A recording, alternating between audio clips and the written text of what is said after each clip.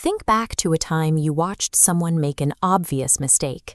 You stepped in, offered the perfectly logical solution, and instead of a thank you, you triggered an explosion. Most of us operate under the assumption that having the correct facts makes us inherently helpful. We expect the truth to act as a shield against criticism. Human psychology follows a different set of rules. In high-stakes moments, holding the objectively correct answer puts you in a surprisingly vulnerable position. Social danger originates in the timing of the truth.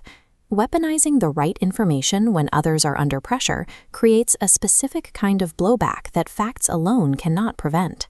This dynamic was mapped out thousands of years ago in the Panchatantra. Originating around 7000 BCE, it remains one of humanity's oldest and most influential collections of fables.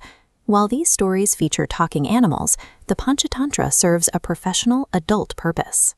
These narratives prioritize practical survival over moral lessons on kindness. The text functions as a manual for niti, or wise conduct.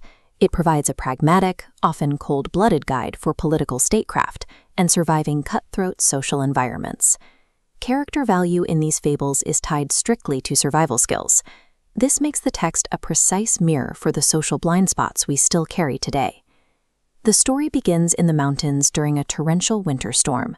A troop of monkeys is trapped on a cliff, drenched and shivering in the freezing rain.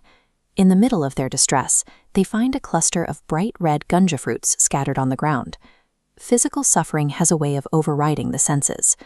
Desperate for warmth, the monkeys convince themselves these red seeds are actually glowing embers of fire.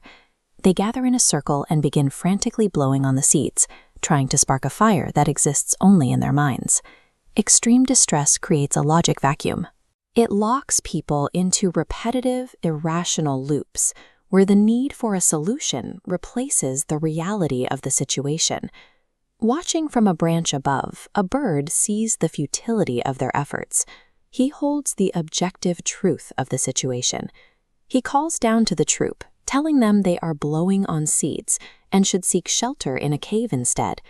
The monkeys respond with immediate rejection. An elder monkey tells the bird to go fool itself and warns him to stop interfering.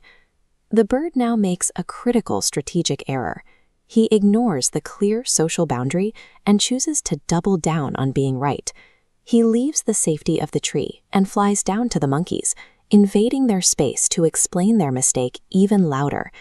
The frustrated monkeys finally snap. One of them grabs the bird and violently smashes him against the ground. Factual correctness offered the bird no protection. His social blindness turned a helpful observation into a fatal mistake. This outcome stems from a catastrophic failure in emotional intelligence. The bird's death illustrates the danger of prioritizing data over social dynamics. Behavioral science shows unsolicited advice functions as a status threat. By offering an unasked-for correction, you imply superior knowledge and competence. This perceived hierarchy shift forces the recipient into a defensive posture. In a high-stress moment, their ego reacts with aggression to regain standing.